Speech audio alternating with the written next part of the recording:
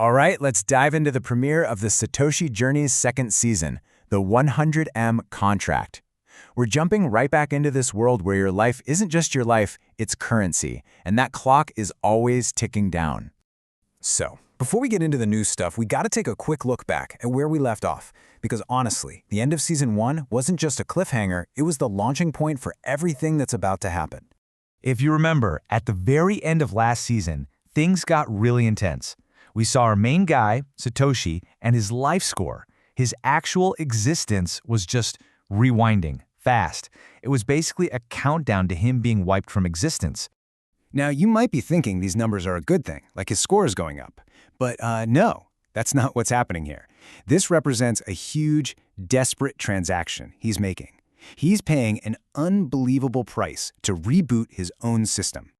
He's just pumping an insane amount of currency into this system, but not for what you'd think, not for wealth or power. He's buying the one thing he's completely out of, time. And then the transaction is complete. It hits 1,000 BTC. Yeah, that's Bitcoin. This absolutely massive payment triggers a system-wide announcement that changes everything. And that's when his AI companion, BitDraw, chimes in and confirms it. The reboot worked. Satoshi has literally bought himself 90 more days of being young, resetting his body, and pulling himself back from the edge of oblivion. So the big takeaway here is that Satoshi has dodged a bullet, but only for a little while. He's back, he's rejuvenated, and he has a new mission. But now he's got this brand new and frankly terrifyingly short 90-day deadline hanging over his head. And right as Satoshi gets out of his own unique kind of digital trap fighting for more time, we meet someone new. Her name's Alicesa, and she's caught in a trap that's probably a lot more familiar to most of us. She's fighting for more money. So yeah, meet Alicesa.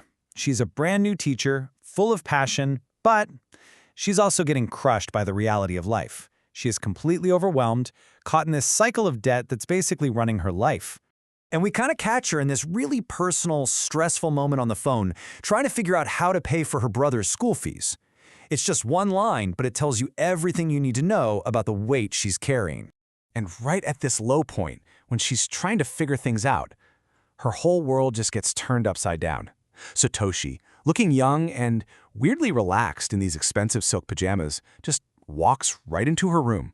And he says this really weird, cryptic thing. He tells her to stop trying to get a loan because interest is a cage for the sleepers.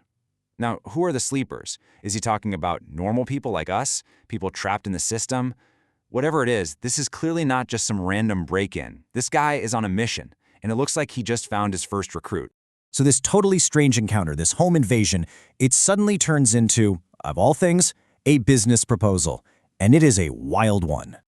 And get this, he lays out his mission. He wants to hire her as his assistant for a project to, just dismantle the entire world's belief in money. No big deal, right? And the pay? A contract for 100 million Satoshis, which if you don't know, are basically the pennies to Bitcoin's dollar. 100 million Satoshis. I mean, that sounds like a crazy amount of money. But what does a number like that actually mean in the real world for someone like Alicesa who's dealing with everyday bills? Well, it comes out to about 3 million Thai baht. Now think about it. For a young teacher who's literally stressing about a co-op loan, it's not just money. It's a lifeline. It's a way out.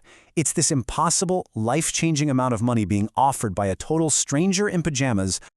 But she doesn't even get a second to wrap her head around this life-changing offer before she gets put under the microscope by Satoshi's very strange companion, who finally shows up. And this is where we really see what BitDraw is. On one hand, it's this complex sphere of data, but then, poof, it can transform into this little cyber dragon. This is obviously the entity that's running the show in Satoshi's world. So BitDraw just gets right to it and starts scanning her. And this isn't like a credit check, it's way deeper. It's trying to figure out her core identity, like what her fundamental operating system is in their world. And here's what it finds. She's a level 3, the Fox. Basically, her whole mindset is about calculation.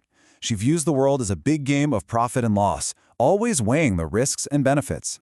And BitDraw's analysis is, well, it's not subtle at all. It basically says, boss, this one's a money-hungry fox. You can buy her, her motives are crystal clear. And you know what? For Satoshi, that's perfect. It makes her predictable. It means she's the right person for the job. So now that he knows exactly what makes her tick, Satoshi just cuts to the chase. No more talk. He tosses her a coin, a real physical token as a down payment. He makes the offer real. And then he just gives her a simple choice, a command that could change her entire life. So there it is. She's stuck in a cage of debt, and this strange guy just handed her the key. But what's the catch? Is she going to take the deal? I guess the only way we'll find out is in the next episode, The Barter Trap.